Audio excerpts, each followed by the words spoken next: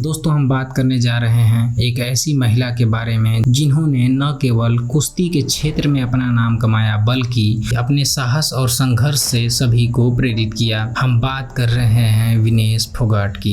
विनेश फोगाट हाल ही में politics join कर ली और वो हरियाणा के जुलाना विधानसभा सीट से कांग्रेस पार्टी की तरफ से अपने दावेदार बीजेपी के योगेश वैरागी को 6015 वोटों से मात देकर जीत हासिल कर ली। पर विनेश कुश्ती के अखाड़ों में पहले से ही अपने सफलता के झंडे गाड़ चुकी थी। वह अपने संघर्ष और काबिलियत के दम पर पहचान की मोहताज नहीं थी। तो आखिर क्या हुआ जिससे उनको अपने कुश्ती करियर को छोड़कर पॉलिटिक्स ज्वाइन करना पड़ा, जानेंगे इस वीडियो में।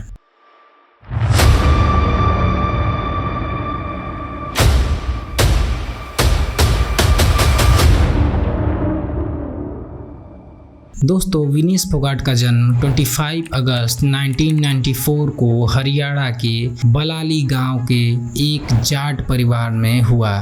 इनका परिवार पहले से ही पहलवानी करता आ रहा था। इनकी चचेरी बहन गीता फोगाट और बबीता फोगाट भी पहलवानी करती थी। इनका पूरा परिवार पहलवानी में होने से इनकी भी रुचि पहलवानी में लगने लगी। विनेश जब छोटी थी तभी इनके पिता राजपाल सिंह फोगाट की मृत्यु हो गई, पर पिता के साया सर से उठने के बाद भी इन्होंने हिम्मत नहीं हारी और अपने चाचा महावीर सिंह फोगाट के नक्शे कदम पर कुश्ती की तैयारी जारी रखा। लेकिन समाज लड़कियों के कुश्ती करने के खिलाफ थी, जिससे विनेश को बहुत बुरा भला बोला जाता था। पर वह सब कुछ इग्नोर कर अपने कुश्ती को जारी रखी और कई छोटी बड़ी कुश्तियों में भाग लेती रही। पर विनेश इन रूढ़िवादी समाज की सोच को थप्पड़ 2013 में मारा, जब उन्होंने एशियाई कुश्ती चैंपियन में भाग लेकर फ्री स्टाइल 51 केजी की कैटेगरी में जापान की नैनमी इरी को परास्त कर कांस्य पदक हासिल किया। इसके बाद विनेश ने कभी पीछे मुड़कर देखा ही नहीं और उन्होंने कई सारे मेडल अपने नाम किया। विनेश ने 2014 में फ्री स्टाइल 48 केजी की कैटेगरी में 2 पदक जीते। इंग्लैंड की याना रेटिगन को हराकर गोल्ड मेडल और इंचियोन एशियाई में मंगोलिया की नारेंजल एरेंडसक को हराकर ब्रोंज मेडल हासिल किया। पर ये खुशी विनेश के पास ज्यादा दिन नहीं रही। दरअसल 2016 के रियो ओलंपिक के सेमीफाइनल में विनेश फ्री स्टाइल 48 केजी की कैटेगरी में चाइना के खिलाड़ी सुन यानन से कुश्ती के दौरान उनके घुटनों में भारी चोट आ गई, जिससे उनको गेम से बाहर होना पड़ा।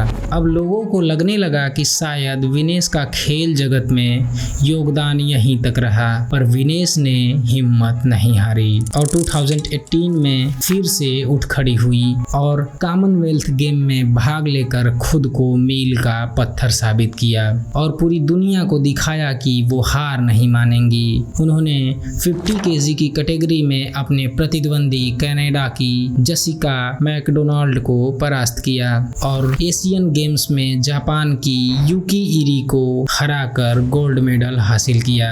इन सभी मेडल जीतने के दौरान उनका दिल सोमवीर राठी ने जीत लिया और उन दोनों ने शादी कर ली। इसके बाद उन्होंने 2019 में वर्ल्ड रेसलिंग चैंपियनशिप में 53 केजी की कैटेगरी में अपने प्रतिद्वंदी ग्रीस की मारिया प्रिवोलरकी को परास्त कर ब्रॉन्ज मेडल को हासिल किया। 2020 में उन्होंने टोक्यो ओलंपिक में हिस्सा लिया और 53 केजी की कैटेगरी में बेलारूस की विनेशा कालजिंस्क्या से हार का सामना करना पड़ा। इन सभी के बीच विनेश को कई पुरस्कार से भी सम्मानित किया गया। 2016 में अर्जुन पुरस्कार, 2020 में राजीव गांधी खेल रत्न और 2021 में पद्मश्री से विनेश को नवाजा गया। पर विनेश फोगाट का संघर्ष यही खत्म नहीं होता। विनेश फोगाट अप्रैल 2023 में WFI यानी रेसलिंग फेडरेशन ऑफ इंडिया के चीफ और बीजेपी के सांसद ब्रिजभूषण शरण सिंह के खिलाफ सेक्सुअल हरासमेंट का आरोप लगाती हैं। विनेश फोगाट के साथ बजरंग पुनिया और साक्षी मलिक और कई सारे एथलीट्स प्रोटेस्ट में शामिल होते हैं। इनका मांग था कि ब्रिजभूषण शरण सिंह को अरेस्ट कर उन पर कार्यवाही किया जाए, पर हमारे देश के प्रधानमंत्री माननीय नरेंद्र मोदी जी उनकी एक नहीं सुनी और ना ही उनसे बात करने आए, बल्कि इन प्रोटेस्टर को ही सड़कों पर घसीटा गया, पीटा गया और जेल में बंद कर दिया गया। फिर भी प्रधानमंत्री जी ने अपनी चुप्पी बरकरार रखी। इसका मतलब साफ था कि प्रधानमंत्री अपने पार्टी के बृजभूषण शरण सिंह को बचाने की पूरी कोशिश करते रहे। रेसलर के सपोर्ट में कुछ किसान प्रतिनिधित्व और कांग्रेस साथ आई, पर कुछ ही समय बाद विनेश को समझ आ गया था कि उनके खेल जगत में दिए गए योगदान का भी कोई महत्व नहीं रखा जा रहा इस सरकार और नेताओं के आगे। उनका पेरिस ओलंपिक गेम नजदीक आ रहा था, जिसके वजह से प्रोटेस्ट को रोकना पड़ा। 2024 में पेरिस ओलंपिक का आयोजन किया जाता है। विनेश 50 केजी की कैटेगरी में क्वार्टर फाइनल खेलती हैं, जिसमें उन्होंने यूक्रेन की ओक्साना लिवाच को और सेमीफाइनल में क्यूबा की यूस्नेलिस गुज़मैन को हराकर फाइनल में पहुंचती हैं। उनको एक दिन बाद फाइनल खेलना था, पर डाइट लेने की वजह से